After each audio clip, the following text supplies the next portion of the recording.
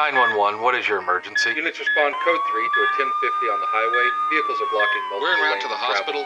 Patient is currently having We've got a cardiac 4-alarm arrest and has fire been here. intubated. Send additional Protesters are trucks. outside of City Hall and they are not complying with our Out orders on 1. to Hold the disperse. air. In a rapidly changing world for first responders where it seems that every day the rules and norms are changing, there is one voice you can count on to give you the latest in emergency news. That is Lifeline.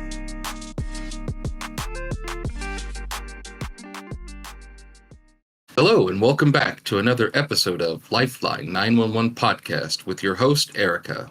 Hello. I'm your co-host, Gary, and today we have a very special guest with us today. Rohan Galloway-Dawkins is the Chief Product Officer for Versaterm, a product which many law enforcement agencies in North America use to help with their record management software needs. We're delighted to have him on today to speak with us about his company, the product they offer, and the issues and responsibilities of record keeping in law enforcement. So with that, thank you so much for joining us today. Well, thank you for having me. I really appreciate you guys having me on, and very happy to be here. Well, we're happy to have you. So we were talking a little bit before show about a lot of the new products and technologies. So why don't you just kind of briefly tell us what sort of Versadex, which is what the Austin Police Department uses, what it's like, how it functions, and what its goals are. Sure. So Versadex is one of the names that our Versaterm Records Management System, or RMS system, has been known for, or known by, for the last 40 some odd years, so close to 47 years or so.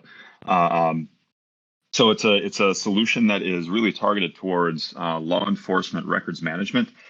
So when you talk about that type of thing, we're really going from the all the way from the field reporting side of the workflow and of the solution. So we've responded to the incident, we've gotten the cat out of the tree, taken the person to the hospital, caught the bad guy. So now we're documenting the events of the incident, right? It's easier to write all that down and document it than show up and repeat it verbally every day. So kind of the first part of that is really field-based. So it's pointed towards the patrol officers in the field to document the events of the incident, right? Who, where, what, why, everything that happened, from their narrative describing in their own words what's going on, all the way through all that structured information of, locations, related parties, from potential offenders all the way through witnesses and victims, things like that. So that's where we start out in the field, both from and these are patrol officers in the field, so they may be standing there, they may be in their vehicles. So we have components of it that are field facing, that operate on a mobile device, or on that MDT, or mobile data terminal PC, that's sitting in the car. Then we've got that second part of it where we go to more of the investigative side. So we've got a case management solution that's tied to it, for those investigators and detectives to be able to run their investigation and document that. And then on the back end of that, we've got the jail management system that really kind of takes that next step into once we found out who done it, to be able to house and hold those folks until it's time to go into the court for prosecution. Yeah, I mean it's a very comprehensive and sort of extremely necessary system, I think, for any law enforcement agency to have. In fact, I was just talking with Erica last night while we were at work, and sort of saying that of all the programs that we use, Versadex is probably my favorite one in terms of its reliability, its functionality. Because for us, we one of the aspects of it is you can get a heat map of crimes in an area, and it's not just any crime. You could say, I just want to see bicycle thefts in town over the last 6 months. So it's a really, really cool and powerful tool, especially if you're a real analytical nerd like I am, to kind of look at things and see how the stats are progressing. I appreciate that. And yeah, it really is in this for both Versaterm Records, Versadex, and the entire portfolio. As chief product officer, one of the things that that I keep the team focused on and make sure that everybody keeps in mind is that we're building these solutions for actual people like yourself, right? There's a user on the other end of this who's going to need to do something, and their daily job is not to, the reason they woke up in the morning and looked at themselves in the mirror wasn't to go use our software, right? There's a job that they actually need to get done on a mission that they're supporting. So when we build new things, we want to build things for a reason, right? Solve a problem for a person, specific person, right? Call them out, name that persona, and then they're trying to get a job done. So let's keep that in mind, and frankly, get out of the way, right? Make it easier for you folks to get the job done, get whatever information or complete whatever task it is that you need to get done to do your actual, the thing that you actually showed up for in the morning, and make that as quick and easy as possible. Mm-hmm. Wow. Yeah, and I definitely think that that's one of the keys. I know that certainly it deals with a lot of data that is input and searched into it every day. So it's a very impressive tool for law enforcement. Yeah, data. You mentioned data. That data and data quality, right? Is one of the key hallmarks of a records management system, right? The more that we can do to help the users that are inputting data to make sure that that data is clean, and what I mean by clean are things like correcting errors or deduplicating data. So you start to plug in that next John Smith, and hey, what can we do to make sure that you're not just entering another of the same one, because that's going to make it harder to find the stuff that you want on the back end. And on that, you're absolutely right, because as you mentioned that John Smith, which is a very common name, and I think anybody that has ever run a person or has gone into Versatex looking for a John Smith, you dread it because you think, oh my God, I'm about to have 80 returns. And from firsthand experience, I have entered a very common name with just a couple of other identifiers, and in Versatex, I don't get 100 returns. I get, 10. And from there, I can enter something else. And now I've got 5, and now I've got 3. And before I know it, I have narrowed down the person that I'm looking for. And that is one thing from, if you're a layperson listening to this, it's very easy to find exactly what you're looking for. You don't have to wade through a whole lot of extra, if that makes sense. Oh yeah, absolutely.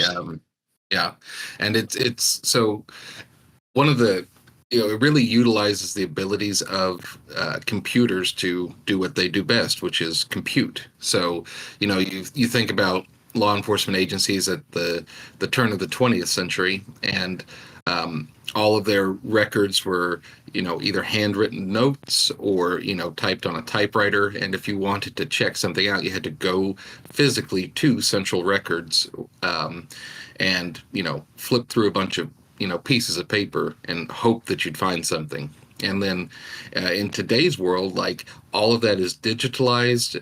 You've got not only the text documents, but you can have PDFs of any scanned image or videos, and it's all very accessible and searchable instantly. So it really helps to speed up the ability of law enforcement to conduct investigations or to enter data in for reports. So it's definitely something that leverages the strength and power of technology to make law enforcement quicker and better.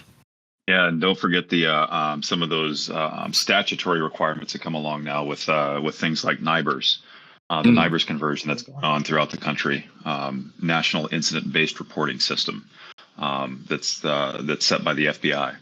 Yeah, I mean, all of that is, the FBI needs those reports, every year, and, to keep track of crime statistics. And, this makes sure that those reports are entered correctly. So your agency just at the end of the year can just hand them over to the FBI, and they'll all be accounted for and correct. So it's really a key piece of software, I think, in order to help expedite just so many things that law enforcement does, from the initial, writing of the report through the investigation to the, handing it off to the DA or the prosecutor. Yeah. Really outstanding. And it's also like really a powerful search tool, because like I can't tell you how many times like we'll have a bolo be on the lookout for like a criminal or something like that, and it's like it's a a white male 5'7", got a tattoo on his neck, and we'll have either an officer or dispatcher or somebody that is capable at searching, and they'll go in and they'll be like, oh, that is actually probably this person, and be able to narrow down a suspect. I mean, that happens, every day, where, you've got like a robbery suspect and you don't know who they are, and you're able to kind of finger the guy because, just being able to go in and search those records. It's really an awesome tool to help, catch the bad guys, which is really what all we're doing here in the police department. I'll say one thing that I love about it is that to me, it is incredibly user friendly. And the reason I say that is because we have brand new, like I like to call baby dispatchers and baby call takers, that have never seen a system like it. And less than 3 to 6 months in, released from training, they are digging around in there, and it's 6 months from that, they are like baby detectives, because it is that user friendly. You don't need a degree, and you don't need some sort of certificate to learn how to use it. You get in there and you play around, and I feel like it's intuitive because it begins to teach you what to look for. Does that make sense? It does, and I appreciate that. We work very hard at it, and we do take kind of a high-low approach to it. So there are a lot of folks that are part of Versaterm, former practitioners, right, who have worn the badge, carried the hose, right, been a first responder in some form or fashion. So we've got a lot of expertise on the team that is helping define, what are the priorities. If you think about any of these workflows, or you think about any of these jobs to be done, right, when you show up on site or you're sitting in a dispatch center, what's most important, second most important, et cetera. And with that low approach is, I will admit that I am sometimes the developer's worst nightmare. I'm telling them I'm not going to read the user's manual, but I expect to be able to log in and figure out what it was you wanted me to do. Yeah. So Yeah. So that's how we kind of go about that, to make sure that, one, we're solving the problem, but at the same time, the worst thing we can do is come in and say that we have the next best thing since sliced bread. But you have to get a doctorate in it, or throw away everything that you've ever known to figure out how to use it. So that adoption, figuring out how to make these things surprisingly intuitive, is a very big point of emphasis for us. Well done, because I knew nothing, and now I'm no expert, but we do have a few. We have one dispatcher in particular that if you did it, she will find you, and it is all thanks to Versatex. It's absolutely amazing. That's very good to hear. Very good to hear. So let me ask you, like, when Versaterm has been around for I think since the mid or late 70s. 47 years. Yeah. So 47 years. So I mean, it's come a long way since it was first created. Where, like, do you see?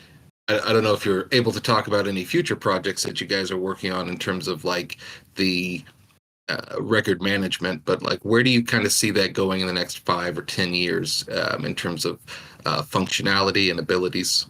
Yeah. And I mean, some of these are things that we are working on right now. Some of them are things, when I kind of look farther afield, are the things we see coming. But first one I would say is just breaking down some of the silos, right? And this is written directly into Versaterm's story itself, right? Versaterm, 47 years old. About 4 years ago, though, we started an expansion moving beyond kind of that core of CAD, so computer-aided dispatch, and the record side, and building more of an ecosystem of public safety software, right? Really focused on that end-to-end public safety workflow, and smoothing out the friction between what today are a bunch of silos that get in the way of of completing the jobs, or maybe even in some cases, completely blocking the outcomes that the public safety practitioners are looking for. So more of that integration, right? Bringing this ecosystem together, where we can now start tying pieces together more closely, and enabling more things to be easier, right? Saving time, making some of those discoveries that you've talked about on the data side a lot easier, a lot faster. So that's part of it. Just bringing together, whether it's looking at our things like our community engagement platforms and how those feed directly into the non-emergency service reporting, or on the back end, right, tying directly into for us a lab information management system, or LIMS, that the crime lab uses, right, making that easier for the detectives to request or submit tests for physical evidence and then get those results back, saving time, saving effort, making that data, the resulting data, even more integrated and well sewn together, so those insights come a lot faster.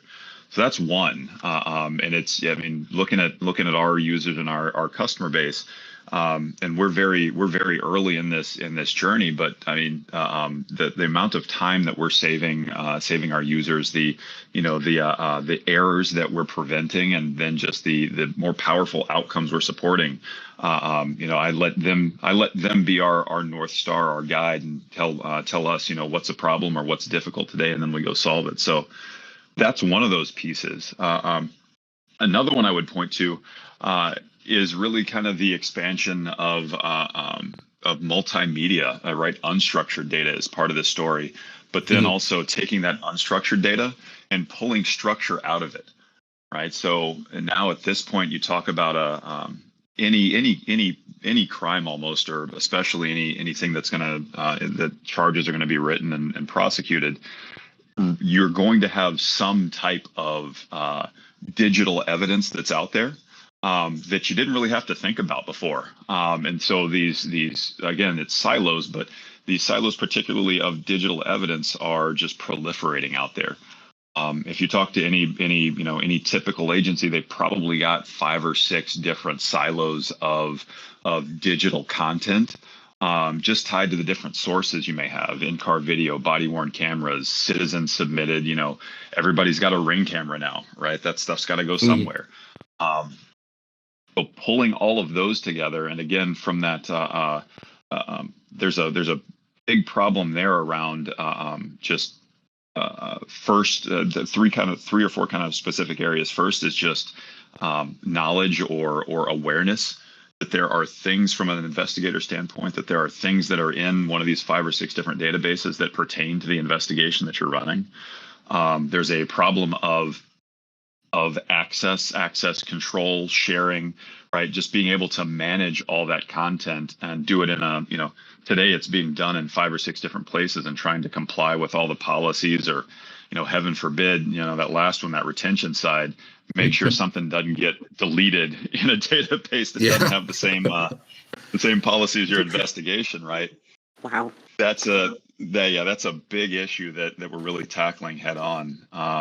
And then I'd say the one of the final ones to point out would be more of that artificial intelligence side. And this is, within this, we could get into kind of the different pieces or the different layers that comes in, but just generally, right, leveraging some of the power of, as you said, these compute devices to do things that are especially repetitive, right, that are just generate a lot of work but don't take a lot of human insight. Being able to leverage some of those tools to make the process of collecting information, processing that information for the outputs that are necessary, whether that's an investigation or reporting to a national database, making those things faster and easier.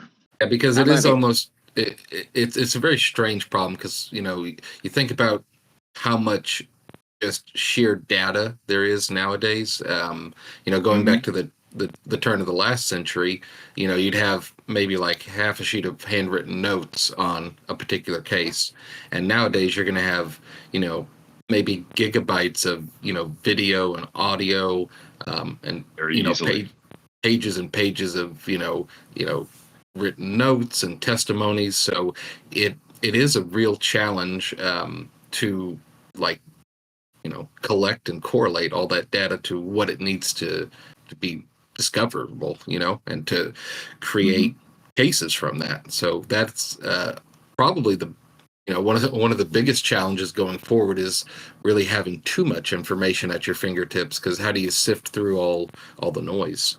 Yeah, and that's where, that's where there are kind of two pieces to that, right? We can make it a lot easier, just with, I like to call it consolidated digital evidence management. It's this layer that we're building in between, because there are always going to be a bunch of different sources out there, right? So building a layer in there where we can start to sew these things together and make it easier just to do the fundamental management.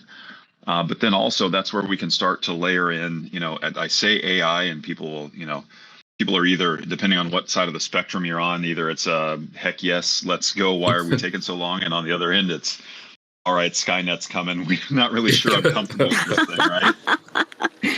So it's that layering of what I call both purposeful but also responsible AI. And this is something where as a company, when we look at these new tools, when we look at these new technologies, we're very focused on doing, like I said before, solving a problem. And sometimes jumping on that bandwagon and being all, looking at all the whiz bangs out there, it catches headlines, but you're almost generating more work or more problems than it's worth. So, but we are able then, again, responsibly to look at those things and figure out, all right, how can we leverage these tools to solve a problem where, things like having all of this unstructured data, are there ways that we can do this that aren't putting in any bias, that aren't, I don't want to say replacing the user, but definitely not that, but also are assisting that users just to cull through things faster, but without obscuring or skipping over things that they might have needed to pay attention to or look at.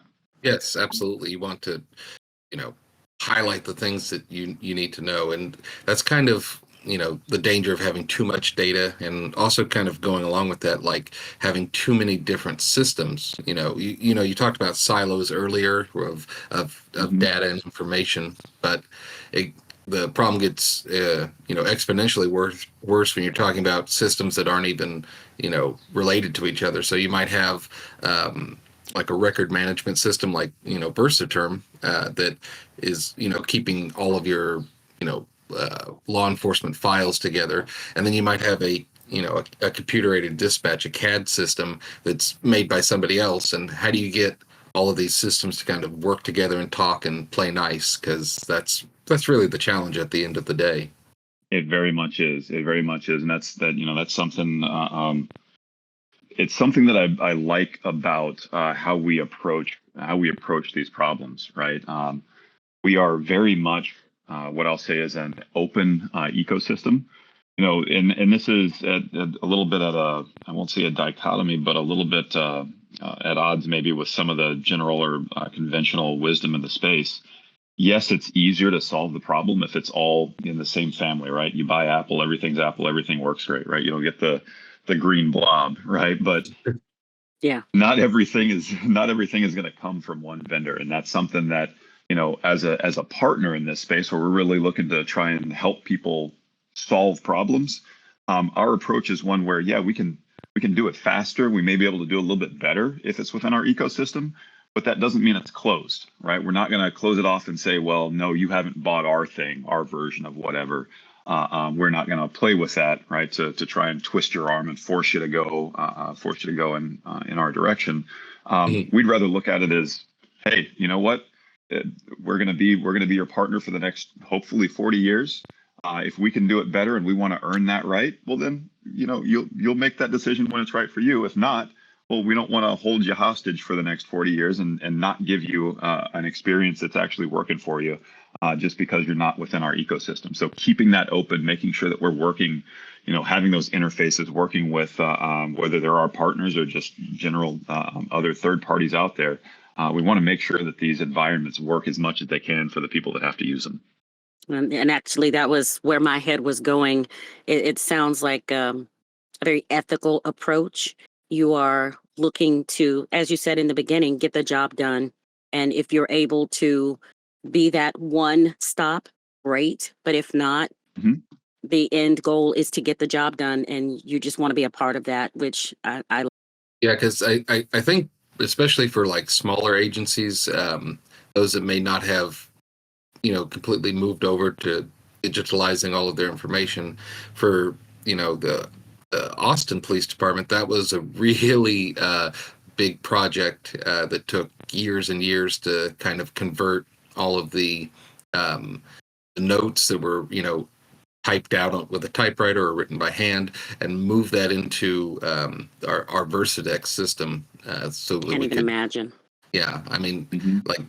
that was a giant project that took years and years. I don't even know how long it took, but there would be some hesitation, like if you're some sort of like a small county sheriff or something, and you're worried about having, like, how do you digitalize all that data? Does like Versaterm have any way to like expedite that process? Oh yeah, definitely. Right. It's all a journey, and we actually have so we've got two ways we attack that. So we actually have a whole side of the portfolio of the company that does document digitization. So we can take any text or any paper document, microfilm, microfiche, right, whatever you've got it on in those physical formats, and we can digitize that. So it's part of the onboarding service that we offer, both for new records customers, but just in general as well, where we can take all that content, scan it in, do it at massive volumes, and then even do things like optical OCR, optical character recognition. Mhm. Where we can read all the content that's on the page. We can index it, right? So it's not just a flat PDF that you have no idea what it is. We'll actually index that by, if it's in file folders, we can do that. We can index it by content that's within the documents themselves to make all that content not only searchable, for whatever words are in it, or indexes that you've created, because those are the headings or how you want to search that content, but also then reference that back to the records management system if that's what we've installed there. Reference that back, so we have a lot of customers, new and old, who were saying, I got warehouses full of paper and microfilm. It's rotting in there now, or it's at risk, because there's inevitably your storage room is always either on the lowest floor where it floods, or below the jail, and every time something happens Yep. there. Yeah, You absolutely. know what I'm talking about, right? Oh, yes. So we're able to scan that in, digitize it, load it as part of the platform going in. And that's across the board, right? It's not just records customers, it's our lab customers, and just public safety customers in general have a lot of those paper documents, paper or microfilm, those physical documents that they want to get rid of. Let alone start talking about some of the retention policies and expungement needs, right? It ends up being a fairly large liability when you talk about having those physical documents and trying to keep up with all of the expungement rulings that are coming through the courts. I know we've had a number of agencies, especially with a lot of the marijuana legalization that's gone across the country, where they've had to go and expunge a bunch of those old records, and you've got paper sitting there. It's real difficult to go find what you're supposed to get rid of and what you're supposed to keep. So that's a big bonus of that. Yeah, I mean, it would be so much easier to just have somebody that's like, okay, the law's changed, so need to change this from a 1 year to a 3 year retention policy. You just go into the computer machine and change that 1 to a 3 on all those particular cases, and then you don't have to worry about shifting boxes around. I mean, that's a huge time saver, and lets the detectives stay busy actually doing detective work. Oh yeah, and I mean it really, when you start to that's been one of our I won't say pet projects, but an area of focus. Not so much. It's kind of popped up a few years ago, but that was something we did a lot of work on in the system to make those expungements a lot easier, but also more nuanced, right? You look at it, and sometimes like take a juvenile as an example. When they come of age and maybe their juvenile record gets expunged, well, now you want to clear their record for them, but in some cases they're part of another investigation or another case where the retention policy for that is longer than the expungement that's come through. So now you've got to start thinking about, and this is where the system can help, right? You want to clear out those mentions of that particular person whose record's been expunged. Make sure that your system is clean, but also retain the stuff that you're going to need either to continue the investigation if it's still open, or just to be able, when you talk about being able to search for valid records that you should be retaining, you want to keep as much of that information as you can, but is legal and aligns with the statutes of the court, right? Mm-hmm. Yeah, especially since those policies, as you said, do change quite frequently. So it's a huge administrative task to try and stay on top of all of that. That's exactly what policies. I was thinking. Yeah, that's where my mind was going. Can you imagine some admin somewhere or a team of admins having to go in and manually read all through and try to figure out, okay, this part doesn't belong anymore. Let's get rid of this, but let's keep that. It would be a team, and a massive one at that. It often is. Right, it often is, in a lot of agencies, there is a large team of records administrators, record specialists.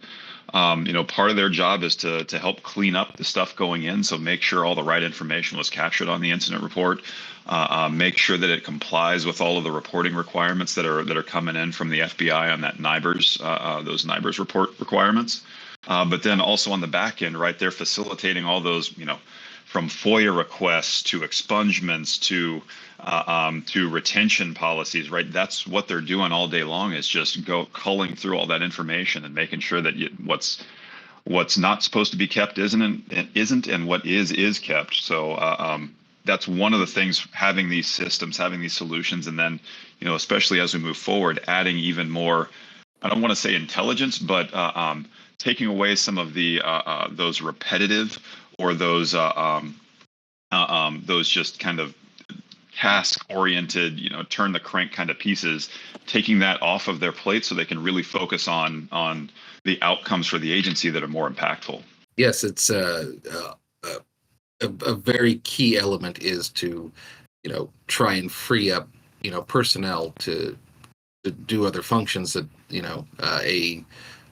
a computer is not as good as doing. So that's, I think, one of the more exciting factors of the next 20 years of what is that going to look like in terms of how many hours do people need to spend on updating their record keeping when they can actually be out in the field a little bit more trying to solve these crimes. So it ultimately what that does is give the citizens more bang for their buck, as their detectives are out there detecting a little bit more, solving crimes and putting criminals away, which is what we want to do. Exactly. And that's been, that's one of the things that's been I'll say a failing of technology, kind of just repetitively, and something that we definitely want to break with that focus on solving problems and on purposeful innovation. Is really making sure that technology isn't adding more work. If you look at what we've got today, every time we come out with a new technology and folks kind of rush to get it out there, we're solving some problems, but we're creating more work, right? So that's something that from myself and from the entire team, where we look at it, we really want to make sure that technology is delivering on the promise. And there's always going to be more work to be done. So where can we start to pull down? There are always new needs. There are different things that pop up. That nobody knew that COVID was coming, and we were going to have to, lock ourselves at home and try and work that way. There's always going to be some new challenge and more work to be done. So how can we take some of those, as you said, right? Take some of the stuff that isn't what the community is looking for, right? Get out there, solve, respond to people's needs, solve cases, put the bad guys away. How can we provide more time for public safety to do those kinds of things, and less of the turning the crank on a computer because it made blinky lights for us? Yeah. So for an example, we recently switched to a new timekeeping software, and the amount of work that it takes to do the same thing it's probably like 3 or 4 times as much time that we have to spend doing it. So somebody wanted a new software, and it was pushed through. So now a huge portion of our time is taken up by administrative tasks that don't really benefit anyone. It's just to keep track of hours worked, which is important. But, as you said, it was kind of just somebody wanted to push ahead technology and, didn't quite think it through. So it is very important to not make progress just for progress's sake. You want to have an end goal in mind that'll make the system work better. Make our lives Very better. much so. Yeah. I'm a recovering engineer. I like blinky lights just as much as the next guy, but at the end of the day, I love it's gotta that. solve I the love problem. that. Just from my perspective as somebody who has been working in communications for the last 15, 16 years, having a record management tool like Versaterm, Versadex, has really been amazing, and it's probably, in my opinion, the best product that we have in terms of like its reliability, its functionality, its ability, its ease of use. And I think, Erica, you'd probably agree on that. Hands down, hands down. This was last night in prepping for the show. We thought about it and we're like, yeah, this is absolutely the best. And maybe someone disagrees, but we don't care what they think. We think that it is amazing. And I am so interested and hopeful that we can have you back on the show, because I want to talk about the community engagement aspect of it, because that's a big thing for me as we have a outreach division. And I'm hoping that is what it sounds like. It very much is. I would love to come back on if you guys will have me. Community. There are a couple of things that are very, very focused efforts for us. Community engagement's one. Responder health and wellness is another. So that mental health and wellness aspect. So those are areas that we're seeing a lot of need, and there's some things that I think would be of interest there. Well, far as I'm concerned, it's an invitation, because I want to hear more about that. Unfortunately, we don't have as many hours as I would like, because I could stay here for another hour or two just digging in. But Gary has to go to work. Yep, never enough hours in the day. Yes, and I'm not praising Versadex as to for any reason in particular, aside from it's a good program that works solidly, and I wish all programs did that well. So you and your team have really done a good job, and keep up the good work, please. We definitely need that as first responders. Agreed. No, we were not paid to say any of these things. Nope. We just met. Exactly. First date. Yep. But I think that will be all the time we have today. We appreciate Rohan for joining us. He's the Chief Product Officer for Versaterm, and we appreciate you joining us today on the show. Yes, thank you so much. My It pleasure. was wonderful. Loved every minute of it. So informative. I enjoyed it as well. Thank you for having me on. Oh, thank you. Thank you so much. And for all of us at Lifeline 911 Podcast, I'm Gary. I'm Erica. And we will see you next week. Thank you for watching our production of Lifeline 911 Podcast. If you have any questions about the topics we discussed today, or if there's something specific you'd like us to cover in a future episode, send us your questions at lifeline911podcast@gmail.com. Stay safe out there. Until next time, this is Lifeline 911 signing off.